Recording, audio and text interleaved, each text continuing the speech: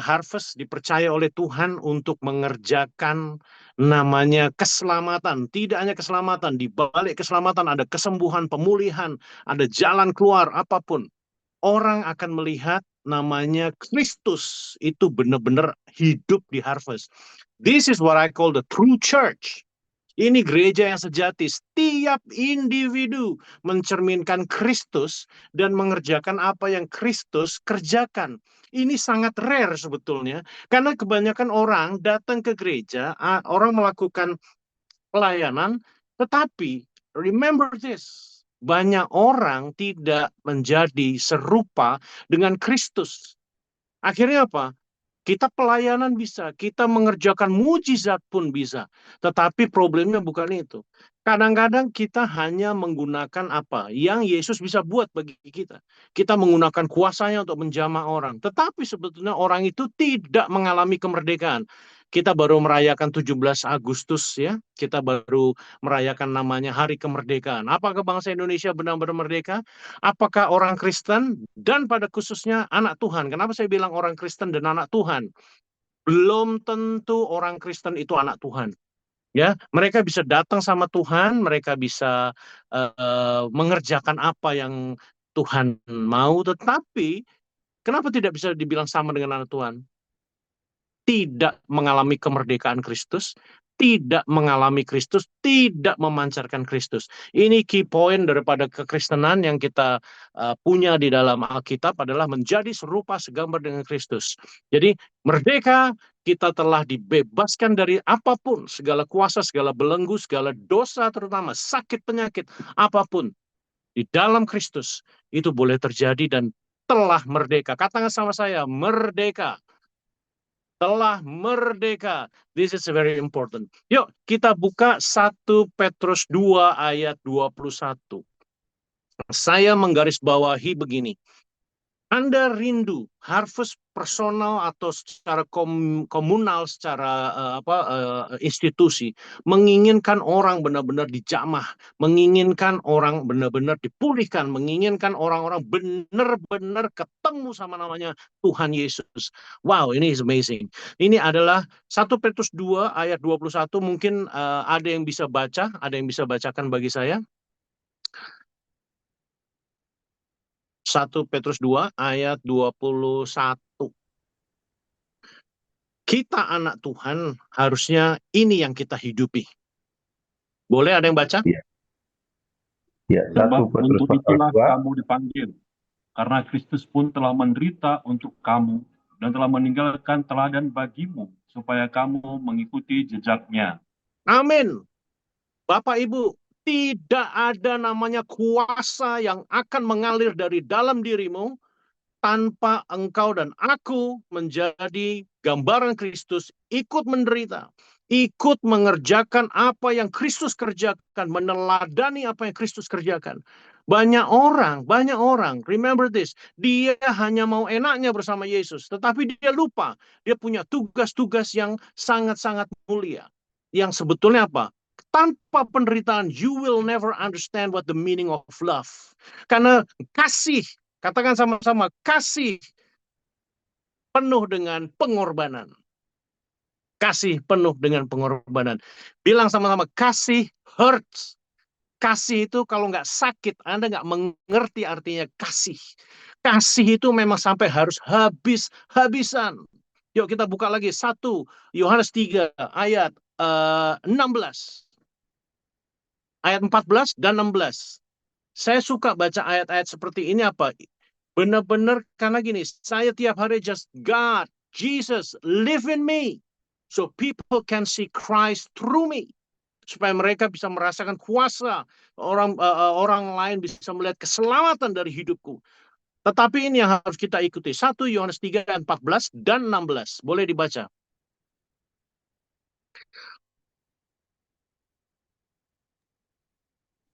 Janganlah kamu heran, saudara-saudara, apabila dunia membenci kamu. Kita tahu bahwa 1 kita Yohanes sudah 3 ayat 14, 1 Yohanes 3 ayat 14 dan 16. Kita tahu bahwa kita sudah berpindah dari dalam maut ke dalam hidup, yaitu karena kita mengasihi saudara kita. Barang siapa tidak mengasihi ia tetap di dalam maut. Ini key point. Banyak dari kita melakukan kegiatan spiritual, mengikuti kegiatan-kegiatan rohani, tetapi actually kita tidak mengasihi. Kita bisa beritakan Injil kemanapun, kita bisa menyampaikan nama Yesus, tetapi di balik itu, do you love them or not? The key point adalah mengasihi dengan hidupmu, dengan hartamu, dengan rohmu, dengan jiwamu, dengan segalanya, seperti Kristus mengasihi kita. Pengorbanan itu harus dirasakan sama orang. Kasih. Kenapa? Kalau kita tidak mengasihi, kita nggak peduli tentang keselamatan orang, kesembuhan orang lain, perkara orang, kita masih di dalam maut. Ini firman yang ngomong. Nggak bisa dibantah. Sejauh apa kita sama-sama peduli ke pelayanan Kristus, atau yang sebut dalam tanda kutip gereja komunal atau gereja individual, which is kita, it has to be every day in marketplace, di tempat apapun kita berada. Pelayanan ini harus setiap hari. Pelayanan kasih ada dua, baik secara jasmani dan yang paling utama adalah keselamatan atau jiwa atau spiritual. Dua pelayanan ini adalah ujung tombak kita di mana orang bisa ketemu sama Yesus. Dan ini harus dikerjakan baik institusi gereja, institusi ministry, apapun setiap hari. Kalau kita baca di dalam Alkitab ya, banyak sekali ayat-ayat yang bicara tentang pengorbanan murid-murid. Contoh, saya kasih contoh ya. Waktu Zakheus ketemu sama Yesus, waktu dia mengalami pertobatan, apa yang paling utama dia kerjakan? Dia mengucap syukur dan apa? Menjual hartanya, ya, dan memberikan dan membayar 4 kali lipat apa yang dia pernah lakukan kepada orang, penindasannya atau istilahnya pemerasan. Dia berikan banyak. Ciri-ciri orang bertobat, dia memberikan hartanya. Ini harus ada pada anak Tuhan. Bahwa dengan hartamu itu engkau bisa memobilisasi suatu movement kasih, pergerakan kasih dimanapun. Dimanapun, people need food and also people need salvations. So dengan itu kita bisa memobilisasi, gitu ya. Ini ciri-ciri yang saya selalu bilang juga, kasih itu harus sampai wow. Karena kalau enggak wow ekstravaganza, bagi saya I don't see Christ in someone gitu ya. Karena kasih itu benar-benar harus luber, harus dirasakan banyak orang, dan ini it has to be every day. Memang effortnya besar, memang pekerjaannya besar.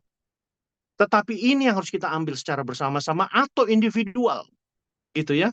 Let's become a true church. Let's become the true church. Jangan sampai dunia deceive you dengan hanya kegiatan-kegiatan. No. Tetapi make yourself the true church yang benar-benar Yesus butuhkan. Ya, kita baca ayat 16-nya.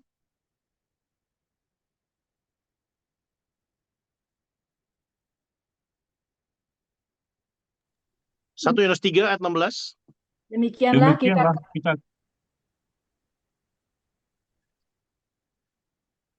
Ya. Demikianlah kita ketahui. Kompak nih ya. Ya, salah satu aja. Sekarang yang ibu aja, ibu. Demikianlah kita ketahui kasih Kristus, yaitu bahwa Ia telah menyerahkan nyawanya untuk kita. Jadi kita pun wajib menyerahkan nyawa kita untuk saudara-saudara kita. Amin. Guys, ini ayat amin apa tidak? Karena kalau tidak amin, Anda hanya pengguna kuasa, baik itu menyembuhkan, baik itu menyelamatkan, baik itu memulihkan. No. Tujuan daripada anak Tuhan adalah bukan menggunakan kuasa daripada Kristus, tetapi menghidupi Kristus, menghasilkan kuasa Kristus di dalam hidupnya. Tetapi saya mau kasih tahu, kalau kita takut, kita fear, kita mengalami kekhawatiran, kita nggak bisa. Anda harus boldly, yes, I want to die for Christ. Let me die, God, supaya mereka beroleh hidup. Ini namanya the true church. Karena firman yang kayak begini sudah diabaikan dengan nama banyak gereja. Dengan demikian engkau akan menghasilkan kuasa kasih abundantly yang tidak bisa disamakan oleh kasih apapun. Kenapa? Kita menghidupi Kristus. Tujuan daripada iman, kita tidak stop di iman. Iman hanya pelontar untuk orang menjadi serupa segambar dengan Kristus. Exactly. Perfect. Ini yang dunia butuhkan. Ini yang kita butuhkan, sehingga pada saat engkau menjamah, pada saat engkau mengurapi orang, engkau mendoakan orang, cast the sickness and evil in the name of Jesus. Jesus is inside you, gitu. Ya, berapa banyak yang kita nggak menyadari bahwa apa? Kita Kristen, tetapi belum tentu kita serupa dengan Kristus. Kita boleh pelayanan, kita boleh jadi gembala, kita boleh jadi apapun, keserupaan dengan Kristus banyak yang miss. Ini yang nggak boleh terjadi. So, malam hari ini kita diingatkan kembali oleh firman Tuhan, jadi serupa segambar dengan Kristus. 1 Yohanes 2 ayat 6.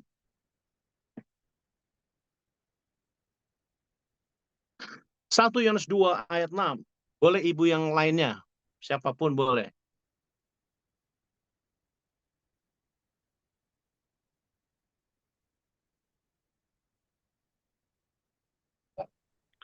Satu Yohanes 2 ayat 6. Barang siapa mengatakan ia ada di dalam dia, ia wajib hidup sama seperti Kristus telah hidup. Well, Amin. nggak perlu argue. Exactly. Apakah Anda menghidupi firman ini? Apakah kita menghidupi firman ini? Karena ini this is very important. Menjadi Christ alike dalam hidup kita. Wow, ini banyak gereja, kemarin kami diskusi, banyak gereja masih berkecimpung di dalam apa? Dosa.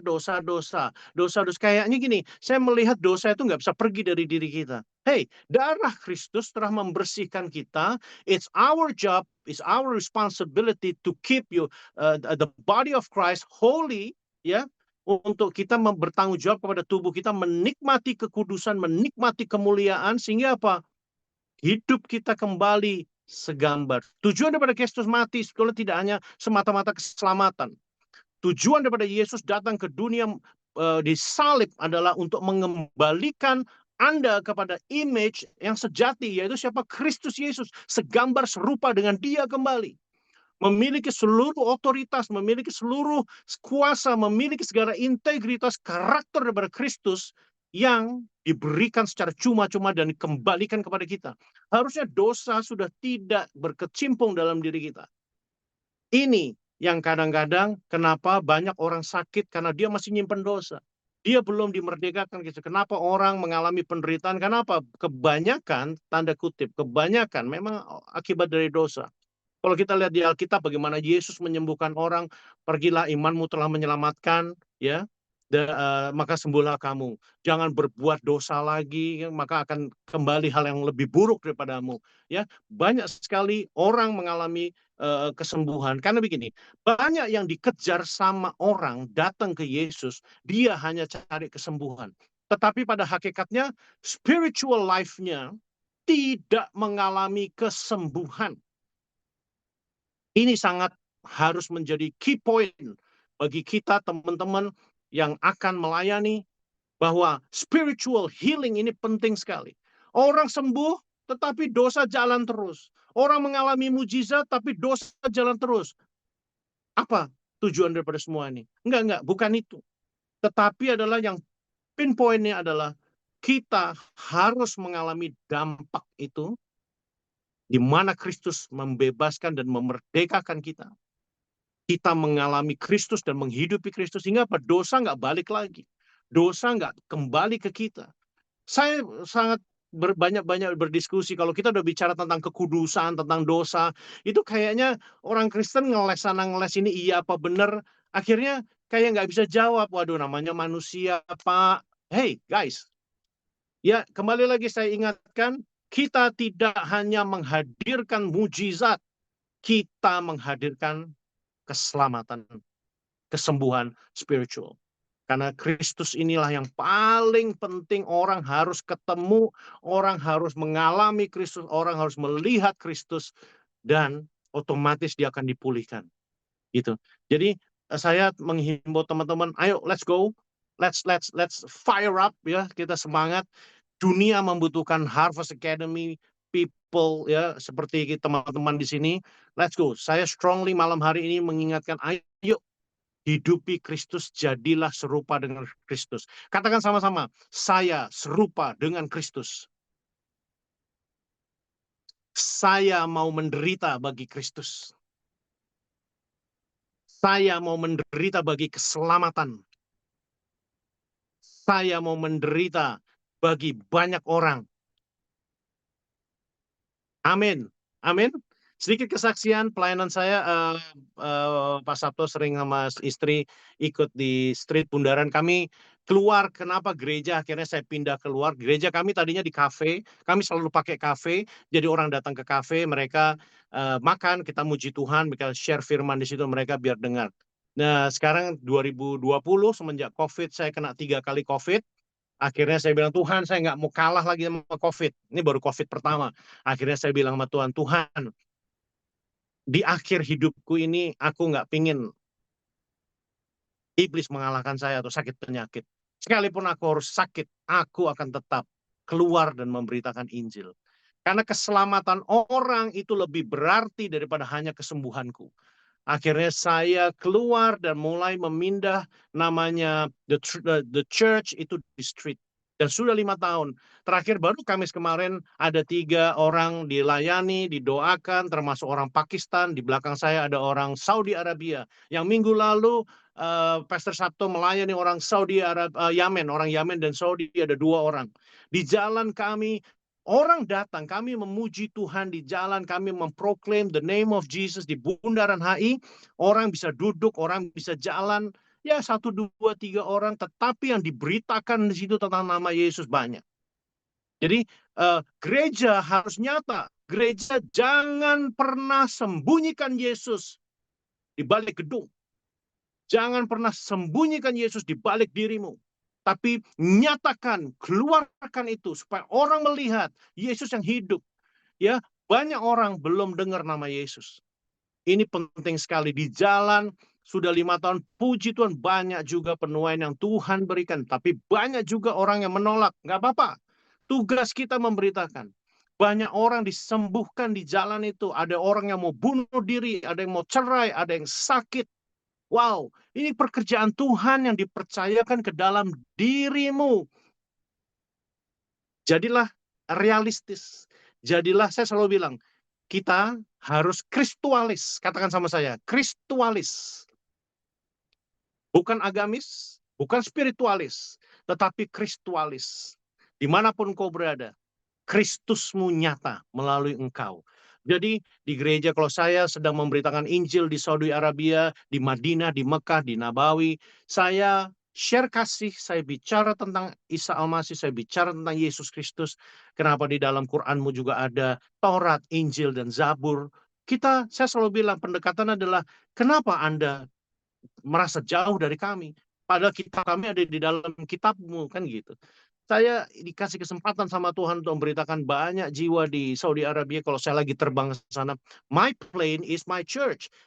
Congregation saya 455 orang. Passenger saya adalah jemaatku. Jadi aku bawa mereka untuk mengenal. Shalom aleichem, assalamualaikum warahmatullahi wabarakatuh. Di sini Captain Anda, bla bla bla bla bla. Setelah selesai saya bilang, izinkan saya berdoa. Kiranya perjalanan ibadah Anda disertai dan diberkati dan diurapi oleh Tuhan Yesus Kristus, Isa Al-Masih. That's the way I announce. Kalau lagi boarding, saya selalu bilang, saya angkat koper mereka, tetapi saya beritakan tentang kasih, tentang Kristus. Saya nggak mau rugi.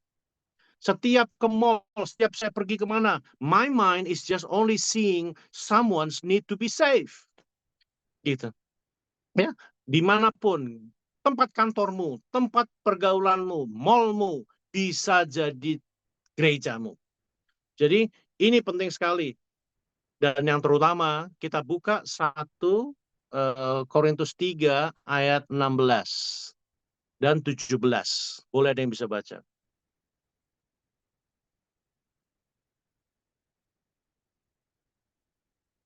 Satu Korintus 3 ayat 16 dan 17. Tidak tahukah kamu bahwa kamu adalah bait Allah dan bahwa roh Allah diam di dalam kamu? Jika ada orang yang membinasakan bait Allah, maka Allah akan membinasakan dia. Sebab bait Allah adalah kudus dan bait Allah itu ialah kamu. Ada amin, saudara-saudara? Berapa banyak kita menghidupi firman ini?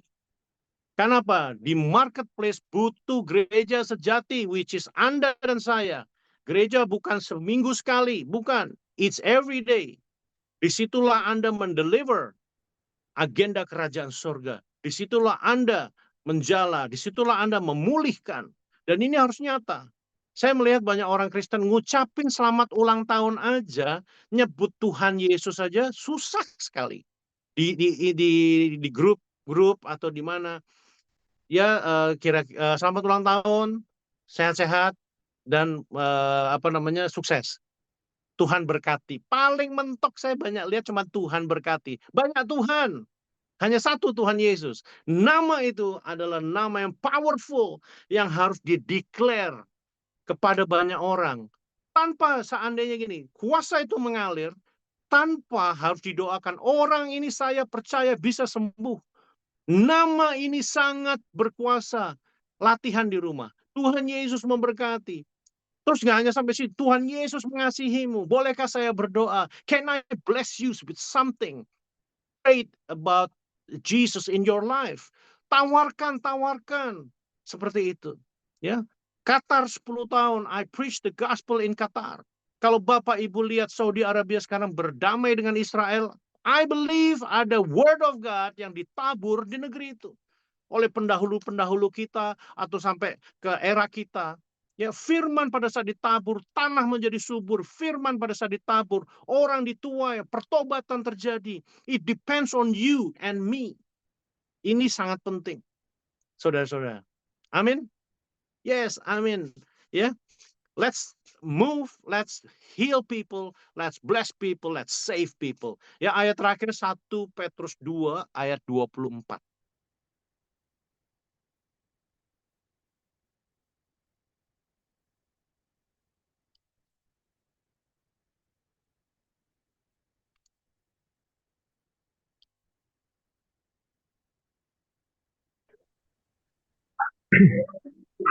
Ia sendiri telah memikul dosa kita di dalam tubuhnya di kayu salib, supaya kita yang telah mati terhadap dosa, hidup oleh kebenaran. Oleh bilur-bilurnya, kamu telah sembuh. Amin. Sembuh bicara tentang dua hal, spiritual healing and physically healing. Tetapi the most important adalah kesembuhan spiritual. Ini sangat penting. Apa artinya kita memiliki kesembuhan? Karena kalau kita hanya fokus kepada kesembuhan, orang yang tidak percaya Yesus di luar sana juga mengalami kesembuhan, mengalami pemulihan. Tetapi what's the difference between them and Jesus? Jesus fokus di dalam keselamatan diri seseorang, ini yang paling berharga. The rest will follow. So, teman-teman, hidupi Yesus, hidupi teladan penderitaannya. Filipi 1 ayat 29 ayat paling terakhir. Biasanya kalau namanya pilot lion, khotbah delay itu biasa lah ya. Bapak Ibu ya. Jadi kalau kita mengalami delay dalam khotbah ya biasa, namanya juga pilot lion ya, namanya cuaca lagi jelek ya kan, apa aja. Tetapi image lion kok jelek, kenapa ya? Bapak Ibu nanti suatu saat lion terbang ke Australia loh, saya jemput Pastor Vincent pakai lion ya. Tapi isinya tuayan. Waduh, isinya tuayan. Tapi jangan lupa Bapak Ibu ya, di dalam kita memberitakan nama Yesus, dibenci, dimaki orang, itu makananmu hari-hari. Saya selalu ingatkan, nggak usah pusing kau dianiaya, nggak usah pusing kau dihina, diludahin. That's your food, that's your daily food, that's your vitamin. Pada saat Anda mengalami aniaya dan penderitaan atau dianiaya, itu vitaminmu menjadi kuat di dalam Kristus Yesus. Filipi 1 ayat 29.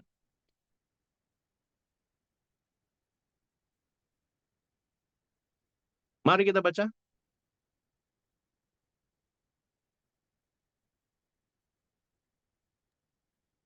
Ya, Filipi pasal 1 ayat 29. Sebab kepada kamu dikaruniakan bukan saja untuk percaya kepada Kristus, melainkan juga untuk menderita untuk Dia. Amin. Wah, saya nggak lihat nih banyak yang amin nih. Dari tadi ngomongin penderitaan aja. Oke, enggak, ini this is the key. Ini anchor kita, ini kekuatan kita di dalam penderitaan, di dalam penganiayaan. Ini kekuatan kita. Gitu. Kenapa? Kasih terbukti justru dalam penderitaan. Makanya Yesus bilang, doakanlah atau kasihlah musuh-musuhmu. Itu kekuatan kasih yang menjamah. Gitu ya. Yuk, terakhir dan yang paling terakhir, Lion sudah mau landing. Ya, itu ada di khotbah Yesus di bukit. Matius 5 ayat 10, 11, 12. Ini ngomong Yesus langsung. Bapak Ibu, kita harus hidup menurut firman dan menghidupi firman. Karena firman adalah Kristus itu sendiri. Matius 5 ayat 10, 11, dan 12. Ya, Injil Matius pasal 5 ayat 10, 11, dan 12. Berbahagialah orang yang dianiaya oleh sebab kebenaran, karena merekalah yang mempunyai kerajaan sorga. Berbahagialah kamu jika karena aku kamu dicela dan dianiaya, dan kepadamu difitnahkan segala yang jahat. Bersukacita dan bergembiralah, karena upahmu besar di surga. Sebab demikian juga telah dianiaya nabi-nabi yang sebelum kamu. Ini statement Yesus khotbah di bukit yang banyak tidak diamini oleh anak Tuhan. Justru ini adalah suplemen kita, adalah vitamin, adalah kehidupan kita yang sejati. Kenapa? Di saat kita mengalami penindasan, disitulah kasih itu terbukti dan teruji. Stay terus di dalam itu. Terus, kenapa? Semakin kau mengimani segala apa yang kau akan hadapi dalam penderitaan ini, penderitaan seperti Kristus, maka kasih itu so powerful, dan ini yang menjamah dan mengubahkan orang. Demikianlah share hari ini. Kiranya firman dan kebenaran ini benar-benar kita hidupi. Tidak hanya firman, tetapi yang paling utama Kristus benar-benar hidup. Let's pray, let's pray, let's pray.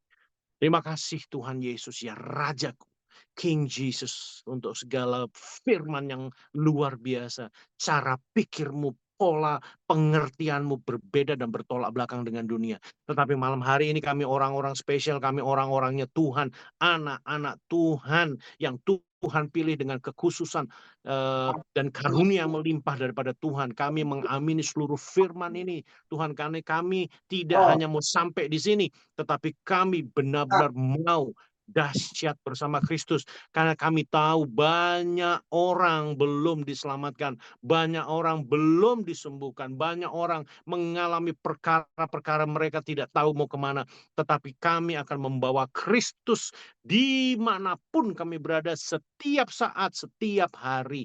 Kami nggak mau lalai Tuhan. Dan kami akan kembali sama Tuhan membawa hasil yang baik, akan membawa report yang bagus bagi kerajaan sorga. This is what we promise to you, God.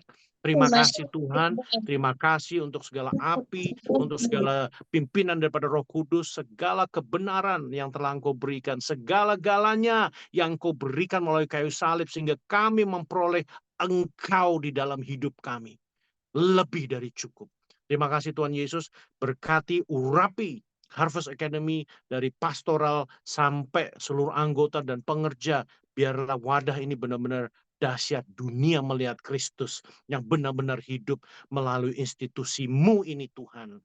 Terima kasih Bapa. Hari ini siapapun yang mendengar, siapapun yang mau percaya kepada Kristus Yesus, diselamatkan, dipulihkan, disembuhkan hanya di dalam Kristus Yesus. Satu-satunya keselamatan dan kesembuhan. In Jesus name kita sepakat, kita amini semuanya. Terpujilah Engkau Kristus Yesus. Amin.